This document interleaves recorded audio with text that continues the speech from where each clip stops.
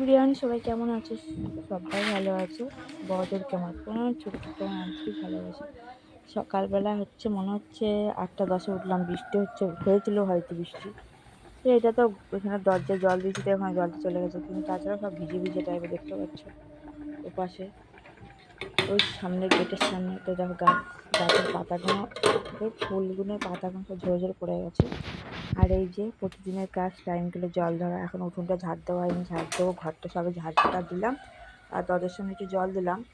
আর তাছাড়া দেখো আজকে তো আমাদের নিরামিষ, এই দেখো কি কাণ্ড, এখানে সয়াবিন দিয়েছি আর এই আলু ভাজা দেখতে পাচ্ছ,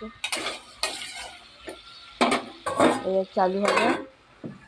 আর এই যে কেটে রেখেছি যে বাটির এটা দেখতে পাচ্ছ, সেই কি একটা রেখেছিলাম তো কালো হয়ে উঠছে না, কাঁচা লঙ্কা আদা আর এই 3টে কুমড়ো ভাজা দেবো, আর বেগুন বেগুন ভাজা করব।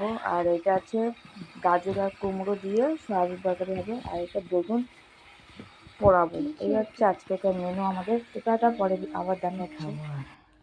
তারপর দেখতে পাচ্ছ রান্না বান্না সেরে চলে আসলাম একটু জামা কাপড় দোকানে। এই দোকানে অনেকদিন আসা হয়নি, প্রায় 4 থেকে 5 মাস এই দোকানে আমি কেনাকাটা করতাম, তা আসা হয়নি, তো আজকে টাকা দিতে আসলাম। তো দেখতে পাচ্ছ ওখানে থেকে ঘুরে এসে বাড়ি এসে ঝাড় ঝুড় দিয়ে ঘর মুছে স্নান করে নিয়েছি, স্নান করে ঠাকুরের পুজো দিচ্ছি। তো এই যা ফুল সব আমার গাছের ফুল, ঠিক আছে, জবা ফুল 3-4 রকম 4-5 রকম ফুল আছে আমার বাগানে। আরও ছিল, সেখানে মরে গেছে, আবার লাগানো হচ্ছে, ছোট চারা আছে, বড় হোক। তো দেখো ঝটপট করে আমি ঠাকুরটা দিয়ে নিচ্ছি, যেহেতু 1টা 1টা 1:30টা তো বেজেই গেছিলো। যতভাবে তাড়াতাড়ি করবো তাড়াতাড়ি আর হয় না, কাজ তো কাজ, কাজের শেষ নেই বলে না, তাই হয় যে আর কি আমার কপাল।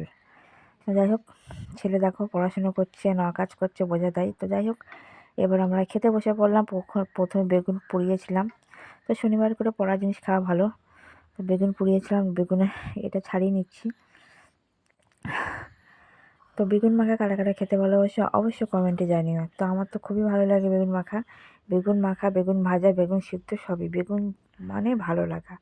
তো যে কোনো প্রকারে দিলেই আমি বেগুন খেতে খুবই ভালোবাসি। তো বেগুন মাখা আর এই যে কুমড়ো গাজর আলু টালু দিয়ে সয়াবিন, আর এদিকে বেগুন ভাজার দুধ। তো তারপর খাওয়া দাওয়া হয়ে গেলে আমার শুয়ে পড়লাম, বিকেলবেলা উঠে ঘর জোর ঝাড় দিচ্ছি।